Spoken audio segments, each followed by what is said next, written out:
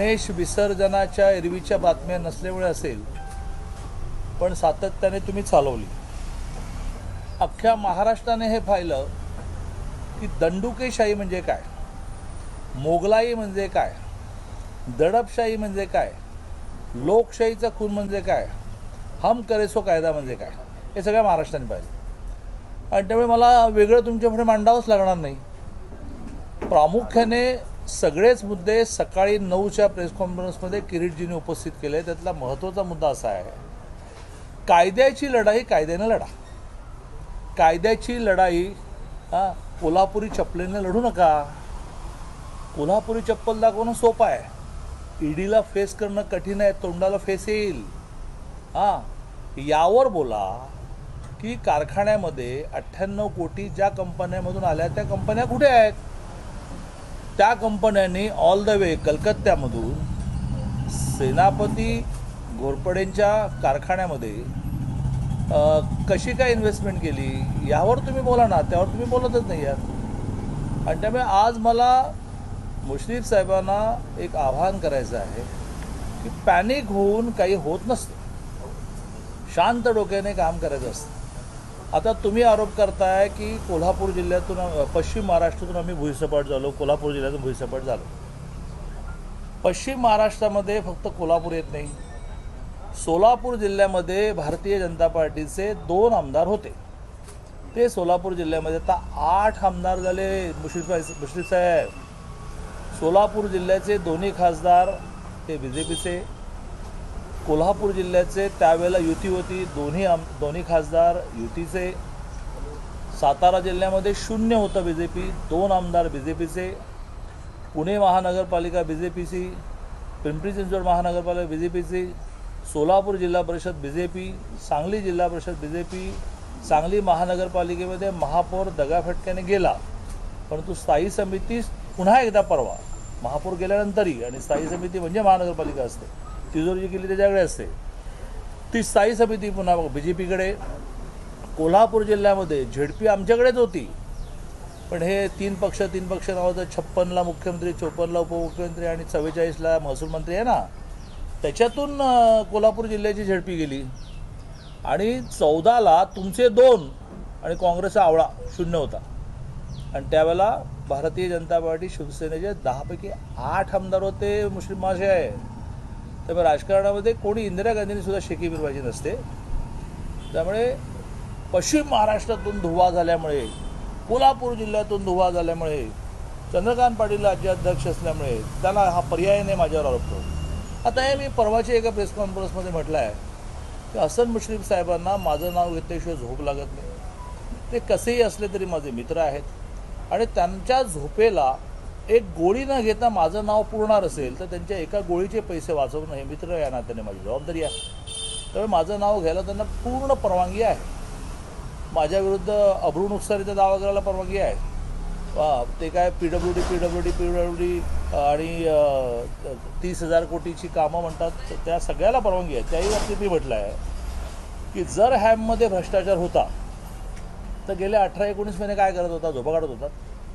त्या हॅमचे सगळे रस्ते पूर्ण झाले, त्याची उद्घाटनं तुम्ही करताय. म्हणजे योजना माझी, नितीनजीने मला असं म्हटलं की दादा हॅम सक्सेस होत नाही, तिथे म्हटलं की माझ्यावर सोडा तुम्ही, गर्व सांगत नाही, पण जागतिक स्तरावर मी वेगवेगळ्या कॉन्फरन्सेस केल्या आणि एकेका टेंडरला 10 जणांनी भरल्यानंतर अतिशय चांगल्या कॉन्ट्रॅक्टरना कामं मिळाली, कामं सुरू झाली, पूर्ण झाली. पण काढायचं ना, तुम्हाला काढा ना. उगाचच आपण जे म्हणतो तो गरजेल तो पडेल काय, तर कशासाठी गरज आहे. 100 कोटी, 50 कोटी, अब्रू नुकसानी जावे, PWD, हॅम, सगळ्याला तुम्हाला परवानगी आहे. आणि सगळ्यात म्हणून माझं नाव रोज घ्यायला, की जे नाव घेतल्यामुळे तुम्हाला शांत झोप लागते, तुमची तब्येत सध्या बरी नाही, त्याला माझी परवानगी आहे. माझा एकच मुद्दा आहे, तो असा आहे, कायद्याची लढाई कायद्याने लढा. कायद्याची लढाई लढताना गुद्द्यावर येऊ नका. खासदार भावना गवळींवर सुद्धा आरोप केले किरीट सोमय्यांनी, आणि भेट द्यायला गेले तर तिथल्या कार्यकर्त्यांनी काही दगडफेक वगैरे केली, पण त्यांच्यावर बंदीची ऑर्डर निघाली नाही. अनिल परबांच्या PAच्या प्रॉपर्ट्या पाहायला ते सांगली जिल्ह्यात गेले, ते पुण्यात आले, ते अनेक ठिकाणी गेले, पण त्याच्यावर बंदीची ऑर्डर निघाली नाही. ही जी हुकुमशाही चाललेली आहे की कसे येता बघू, कोल्हापुरी पायतान दाखवतो, अरे कशासाठी हे चाललं आहे? तुम्ही ईडीला उत्तर द्या की ह्या सगळ्या 98 कोटीच्या फेक एंट्री कुठून आल्या? त्याची अजूनही बॅलन्स शीटला देणे नावाची अमाऊंट कशी काय दिसते आहे, ती कशी काय दिली जाणार आहे? गडिंग्लज कारखान्याच्या बाबतीत सुद्धा त्यांनी असं म्हटलं आज की ही बातमी चुकीची आहे, ती बातमी अडचण नाही ना. आजही गडिंग्लज म्हणजे ज्याला नलावड्यांचा कारखाना म्हणतात त्या कारखान्याच्या बाबतीत किरीट सोमय्या यांनी जी माहिती दिली ती माहिती चुकीची आहे असं तुम्ही सांगा. इन्कम टॅक्सची दाढ पडली, हजारो लोक घराच्या बाहेर कागद आणून बसवले, इन्कम टॅक्सच्या ऑफिसरना कागद घेऊन पुण्याला पळून यावं लागलं. आता किरीट सोमय्या येणार, 25,000 लोक येणार, 30,000 लोक येणार. कायद्याची लढाई कायद्याने लढा. कालच्या कारवाईबद्दल बोलला. सकाळी संजय राऊत प्रेस कॉन्फरन्स त्यांनी असं म्हणणं होतं की कालची जी कारवाई झाली त्याच्याबद्दल मुख्यमंत्री कार्यालयाला माहीत नव्हतं आणि मुख्यमंत्री कार्यालयाने कुठलेही आदेश दिले नाहीत. गृहमंत्रालयाने ही जी काही कारवाई केली तुमचं काय म्हणणं आहे? या दोघांमध्ये संवाद नाही आहे की इतकी मोठी कारवाई करताना त्यांच्या म्हणण्याप्रमाणे मुख्यमंत्री कार्यालयाला कुठेच सांगितलं गेलं? आज मला एक फार मोठे पत्रकार पुण्याच्या बाहेरून भेटायला आले होते. ते मला म्हणाले की आमच्या रिसर्च डिपार्टमेंटकडे सगळेच जण बोलतात ते सेव्ह असतं, तुमचं मात्र आम्ही खूप काळजीपूर्वक सेव्ह करतो. मला वारंवार सरकार आल्या आल्या तुम्ही एक वाक्य म्हटलेलं सेव्ह केलेलं वारंवार बघून ऐकावं असं वाटतं. ते वाक्य असं होतं की माननीय उद्धवजी, गृहमंत्रीपद किमान राष्ट्रवादीकडे देऊ नका, हे माझं वाक्य होतं. हे तुमच्या घराला कॅमेरे लावतील. त्यामुळे जो सगळा चालला आहे ना पैशाचा नाच, तो सगळा जो आहे तो गृह खात्याच्या माध्यमातून प्रामुख्याने चालला. मी तुम्हाला विनंती करेन की तुम्ही तुमचं हे सगळं पत्रकार म्हणून कार्ड बाजूला ठेवा आणि 4 पोलीस अधिकाऱ्यांना भेटा नव्याने आलेल्या आणि त्यांना म्हणा की आजूबाजूला बघून कोणी नाही आहे तर सांगा. ते सांगतील काय रेट चाललेला आहे तो झाला व्यवहार. पण बाकी जे चाललं आहे ना आता हे काय, हे कशाचं लक्षण आहे? हां, म्हणजे राणेंच्या वेळेलासुद्धा महाडला ते एखादं स्टेटमेंट करतात, नाशिकला केस दाखल होते, नाशिकचे पोलीस फौजफाटा घेऊन निघाले, रत्नागिरी, संगमेश्वर, महाड, 2 मिनिटात जामीन झाला. गेल्या 19-20 महिन्यामध्ये कोर्टामध्ये फटके खाण्याची सरकारला सवय झाली. म्हणजे हे गृहमंत्री म्हणजे गृह खातं राष्ट्रवादीकडे आहे, राष्ट्रवादीच्या इशाऱ्यानंतर किंवा राष्ट्रवादीच्या दबावाखाली हे सगळं होतं, या कारवाई होतात असं नाही. विशेषतः आत्ता कालच्या घटनेमध्ये उद्धवजींचं किंवा शिवसेनेचं काय म्हणणं आहे की आम्हाला माहितीच नव्हतं. त्यामुळे हे सगळं गृह खातं कामाला लावून चाललेले विषय आहे. माझं असं म्हणणं आहे की आता मंत्रिमंडळामध्ये जवळ 1/4 मंत्री असे झाले की ज्याच्यामधले मेजर तर राष्ट्रवादीचेच आहेत. आणि त्यामुळे मुश्रीफ साहेबांनी पहिला आरोप त्यांनी केला त्याच्यातूनच ते अजून सावरायचे आहेत. त्याची अजून त्यांनी उत्तर दिली नाही. 2700 पाणी निवेदन दिलेलं आहे. दुसऱ्या आरोपाच्या बाबतीमध्ये काही संदर्भ चुकले असतील तर त्यावर ते बोलत आहेत. मूळ गाभ्यावर बोला ना की त्याही कारखान्यामध्ये पैसे कुठून आले, त्या कंपन्या कुठल्या, याच्यावर बोला. तिसरा आरोप तो खूपच मोठा आहे. पुढच्या आठवड्यात किरीट सोमय्या ओपन करणार आहे. त्यामुळे माझ्या अंबाबाईला साकडं आहे की बा हे आरोप बिरूप कळले, पण मुश्रीफांची तब्येत ठणठणीत झाली पाहिजे. त्यांनी विचलित होता कामा नये, त्यांनी पॅनिक होता कामा नये, पॅनिक होऊन काहीतरी ॲक्शन घेता कामा नये. त्या ॲक्शनमधून हजारो लोक रस्त्यावर उतरायची, दगडं मारायची. मला सांगा की कोल्हापूर जिल्ह्याच्या कलेक्टरला आणि एस पीला मला प्रश्न विचारायचा आहे की त्यांच्या जीवाला धोका आहे तर तुम्ही काय करणार? तुम्ही त्यांच्या जीवाला धोका आहे म्हणून त्यांना घरी पाठवणार? तुम्ही काय करता? तुम्ही फोर्सून त्यांच्या जीवाला धोका आहे तर झेड सिक्युरिटी आहे त्यांना. आणि त्यांच्या जीवाला धोका आहे रिपोर्ट झेड सिक्युरिटी ज्यांनी दिली त्या केंद्रीय गृहमंत्रालयाला तुम्ही कळवलं का? तर नाही कळवलं तुम्ही. शेवटचा मुद्दा तो म्हणजे असं की अनेकांना असं वाटतं की राष्ट्रवादी आणि शिवसेनेचेच आमदार सापडत आहेत वगैरे वगैरे. 2 काँग्रेसची नावं आलेत. 2 दिवसात त्यांचेही विषय समोर येतात. मला तुम्हाला असं वाटतं की ह्या सगळ्या गोष्टीवर शरद पवार खूप सातत्याने प्रतिक्रिया देत आहेत की पाठीशी घालतात असं तुम्हाला वाटतं? सॉरी, शरद पवार या सगळ्या गोष्टीला पाठीशी घालतात असं तुम्हाला वाटतं? अनिल देशमुख असतील किंवा मुश्रीफांच्या प्रकरणाने मला जेवढे पवारसाहेब माहिती आहेत, मी जरी त्यांच्यावर टीका टिप्पणी करत असलो ती मेरिटवर करतो. मी कधी शब्द चुकलो नाही. मला जेवढे पवारसाहेब माहिती आहेत तेवढे पवारसाहेब अशा प्रकारच्या कुठल्याही गोष्टीला पाठीशी घालणार नाहीत. मग एक त्यांनी मुश्रीफांच्या भेटीमध्ये मुश्रीफांना हे सांगितलं असेल की ऑन पेपर दिसतं आहे की तुम्ही कलकत्त्याहून एंट्री आणलेल्या आहेत आणि याच्यात मी काही करू शकत नाही, म्हणूनच मुश्रीफांची तब्येत बिघडली असेल की आता पवारच आपल्या पाठीशी राहणार असेल तर काय. पण पवार साहेब अशा प्रकारच्या चुकीच्या गोष्टींच्या मागे उभे राहणार नाहीत. पवारसाहेबांनी खूप मोठं राजकारण केलं, पण त्या राजकारणामध्ये अशा ज्याला आपण म्हणू की चिल्लर विषयात ते कधी पडले नाही. महाविकास आघाडी तुम्ही म्हणता- सरकारमधील मंत्र्यांचे जावई रडारवर आहेत की असा प्रश्न निर्माण होतोय. कारण मध्यंतरी अनिल देशमुखांचे जावई असतील, एकनाथ खडसेंचे जावई, त्यानंतर नवाब मलिकांचे जावई आणि आता हसन मुश्रीफांचे जावई, तर हे जावई रडारवर आहेत की काय भाजपच्या, असं प्रश्न वाटते. आमच्या रडारवर अन्याय आहे, आमच्या रडारवर भ्रष्टाचार आहे, आमच्या रडारवर महिलांना त्रास देणं आहे. तर योगाने जाऊया, त्याला तर काय करायचं. दादा आणि त्यामुळे म्हटलं की आमच्या रडारवर राष्ट्रवादी आणि शिवसेना आहे असं वाटत असेल तर येत्या 2-3 दिवसामध्ये 2 मोठ्या काँग्रेसच्या मंत्र्यांचे सुद्धा विषय बाहेर येतात. 27 तारखेला उद्धव ठाकरे, रश्मी ठाकरे यांची संबंधित एका जमिनीची पाहणी करणार हे पण आले, तर त्यांच्याविषयीचा का घोटाळा बाहेर येतो का उद्धव ठाकरे यांच्याविषयी? पुन्हा एकदा शिवसेनाच होतं ना, 2 काँग्रेसशी करूया. दादा तुम्ही म्हणता आता शिवसेनेने म्हणलं की सीएम ना माहित नाही, काल अजित दादा म्हणले की मला काहीच माहित नाही, तुम्ही स्वतः म्हणले की पवार साहेब असे किरकोळ गोष्टीत लक्ष घालत नाही. मग हे कालचं सगळं हा उलट ड्रामा नेमका कोणी घडून आणला? शोधण्याचा विषय पत्रकारांचं काम काय. ते आम्ही शोधू, पण तुम्हाला तुमचा आरोप कोणावर शोध, आहे? तुम्ही शोध लागला की मला सांगा. दादा नाही, नाही. कारण तुम्ही ज्या पद्धतीने सगळं नाही, मी सांगू तुम्हाला,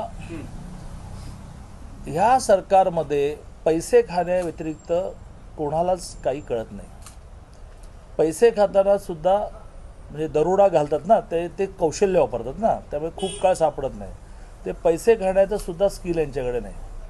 आणि त्यामुळे एखादी गोष्ट करायची असेल तर ती कशी वेलप्रूफ करायची, ही कोर्टात चॅलेंज होणार आहे, कोर्ट हाणणार आहे, याची कोणाला काळजी नाही. आणि बेभरोसे हे सरकार चाललेलं आहे. मी आपल्या सगळ्यांना माहिती आहे, पत्रकारांना, तुमच्या माध्यमातून महाराष्ट्राला, मी कुठलीही ॲम्बिशन नसणारा सामाजिक कार्यकर्ता आहे.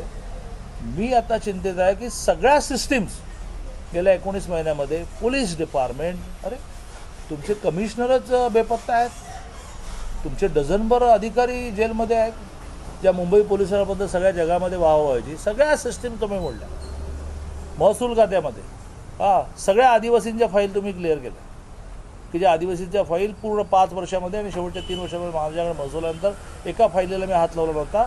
आदिवासी लँड ही नॉन आदिवासी माणसाला घेता येणार नाही. 500 फाईली होत्या, तर तुम्ही साफ केल्या.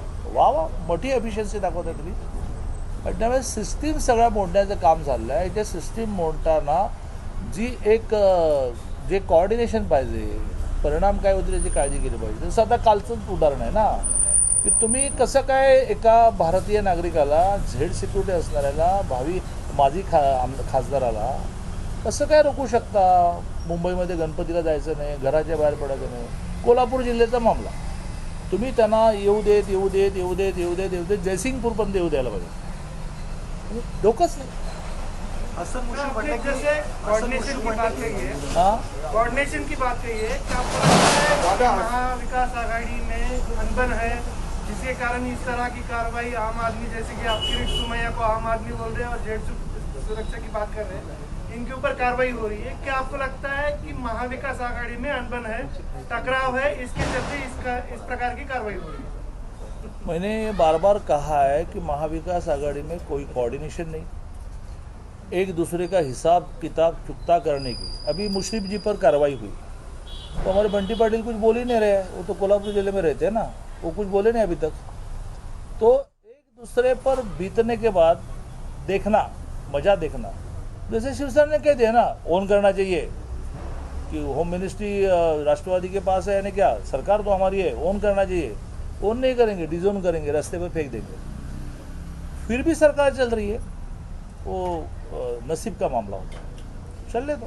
हसन हसन मुश्रीफ मुश्रीफांचा आरोप आहे की या भाजपची सगळ्याच्या मागं मास्टरमाइंड चंद्रकांत पाटील आहेत. भाजपची ऑफर नाकारल्यामुळे अशा पद्धतीने माझ्यावरती आरोप केले जात आहेत. हसन मुश्रीफांना भाजपची ऑफर होती, ती नाकारल्यामुळे हे सगळं घडतंय असं त्यांचं म्हणणं आहे. नाही, काही मुस्लिमांना ऑफर बिफर काही नव्हती, काही मुस्लिमांना ऑफर नव्हती. आणि एखाद्याला ऑफर दिली आणि त्याने नाकारली तर ती मेरिटवर नाकारतात त्याला. त्यामुळे त्याला त्रास देण्याचं कल्चर आमचं नाही. दादा त्यांनी त्यामुळे असं- मुश्रीफांनी आता हा सगळा ड्रामा बंद करावा की माझे हितचिंतक रस्त्यावर येणार, मग 4 जण यायचं आणि TV 9ला बरोबर घ्यायचं आणि चप्पल दाखवायचं, हे बंद करा. कायद्याची लढाई कायद्याने लढा. आता ईडी TV 9नेच दाखवलं का? कायद्याची 4 जण होते. आता काल रात्री त्यांनी रेल्वे स्टेशनला जाणं काही कारण होतं का? तुम्ही त्यांना विचारलं पाहिजे ना की आता रात्रीची वेळ आहे, महालक्ष्मी सकाळी येणार आहे, रात्रभर झोपणार का इथे? कायद्याने लढा. आता ईडी TV 9नेच दाखवलं का? कायद्याची 4 जण होते. आता काल रात्री त्यांनी रेल्वे स्टेशनला जाणं काही कारण होतं का? तुम्ही त्यांना विचारलं पाहिजे ना की आता रात्रीची वेळ आहे, महालक्ष्मी सकाळी येणार आहे, रात्रभर झोपणार का इथे पतारी टाकून का चपला टाकून? पण तुम्ही नाही विचारलं. त्यामुळे कायद्याची लढाई कायद्याने लढा. ईडीची नोटीस निघेल, कारण ती त्याच्यावर म्हणतील किंवा ईडी हे चालवतात, कारण ह्यांनी ॲडव्हान्समध्ये सांगितलं. आता माझी हुशारी आहे, माझं व्हिजन आहे, तर मला कळतं की ह्या स्टेप्स आहेत. आता काय होईल? आता नोटीस निघेल. नोटीस कशाने निघेल की तुम्ही तुमची माहिती द्या ना, त्या मार्गाने चला, वकील लावा, मग एका क्षणाला अनिल देशमुखांसारखे गायब व्हा. अशा स्टेप्स असतात त्याच्यात. ईडीची इन्क्वायरी, माहिती देणं, मग गायब होणं, जावई बायको मुलांसहित गायब होणं. तर त्या मी त्यांना, माझे ते मित्र आहेत, त्यामुळे त्यांना मार्गदर्शन करतो आहे की तुमच्या 25-30 हजार लोकांनी आमच्या किरीट सोमय्यावर दगड जरी फेकला तर तुम्हाला खूप महागात पडेल. तर तो मार्ग नाही आहे. चांगला वकील लावणं, त्या कंपन्या शोधणं की ज्या अस्तित्वात नाही आहेत. मी आत्ता सांगतो, त्या कंपन्यांचं मूळ पुण्यात आहे. केव्हा तरी हे मिळतं ते सांगतो, आणि ते ईडीवाले ओपन करतील. तर तो मार्ग आहे, हा मार्ग आहे.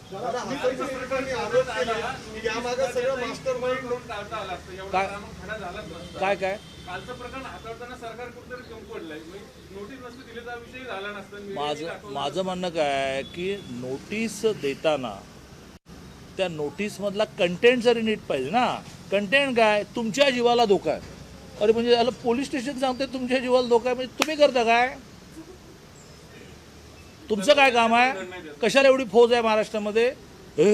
धोका आहे म्हणून तुम्ही मला प्रोटेक्शन द्या ना. प्रोटेक्शनमध्ये फिरवा, त्यांना नोटिसेस द्या. रस्त्यावर यायला तर बघा म्हणून 144 कलम आहे. दादा, तुम्ही यावेळी सांगितलं आता की त्यांना मृत्यूपत्राची मला ऑफर होती, मी गेलो नाही म्हणून माझ्यावर हे आरोप होता. दुसरीकडे किरीट सोमय्यांनी यापूर्वी जसे राणेंवरती आरोप केले, ते भाजपमध्ये आले, त्याचे आरोप पूर्ण बंद झाले. असा काय प्रकार आहे का की भाजपमध्ये आला पावन झाला, असं काय होतं? नाही. आज सकाळी किरीट सोमय्यांनी खूपच सुंदर प्रेस कॉन्फरन्स घेतली. म्हणजे आहेत तर ते ब्रिलियंट. त्यांनी राणेंवर केलेल्या आरोपाची सुद्धा माहिती दिली की आता ॲक्शन स्टेट गव्हर्नमेंटने घ्यायची, ती त्यांनी घ्यावी, हिंमत घ्यावी. आमचं काय म्हणणं नाही, आम्ही त्या ॲक्शनला विरोध करणार नाही. याचं कारण जर ते खरं असेल, आमचं असं झुंडशाही नाही ना, खरं असेल ते खरं असेल. तर आम्ही कोणाला काही सोडलं बिडलं नाही आहे. अजित पवारांवरच्या सुद्धा सिंचनाच्या केसेस सगळ्या चालू आहेत. तर काही कोणाला सोडलेलं नाही, तुम्ही काय काळजी करू.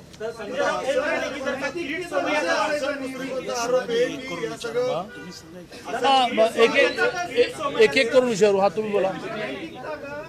सब्जेक्ट आता था बार बार, हमने कई बार देखा है कि राजनीतिक दल जब आरोप होते थे तब नैतिकता की दृष्टि से इस्तीफा देते थे, पद से निकल जाते थे. ऐसा यहाँ पे नहीं दिखाई दे रहा है. जैसे नारायण राणे की बात हो या बाकी महाविकास आघाड़ी के नेता है उनके ऊपर के आरोप हो, क्या आपको लगता है नैतिकता का स्तर कहाँ पे है महाराष्ट्र की राजनीति का? उस पर बोलने इतना मैं बड़ा नहीं हूँ, नैतिकता वगैरह सारे विषय पर. लेकिन एक सामान्य व्यक्ति के रूप में मैं कहूँगा कि सामान्य व्यक्ति दुखी है. ये क्या चल रहा है?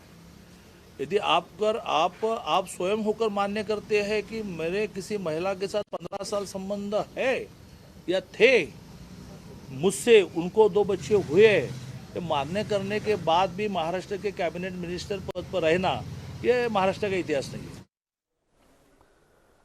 भाजपचे प्रदेशाध्यक्ष चंद्रकांत पाटील यांची पत्रकार परिषद सध्या सुरू आहे आणि त्यांनी देखील अनेक महत्त्वाच्या मुद्द्यांवर भाष्य केलेलं आहे. या सगळ्या महत्त्वाच्या घडामोडींसह बुलेटिनमध्ये वेळ झाली इथंच थांबण्याची. नमस्कार.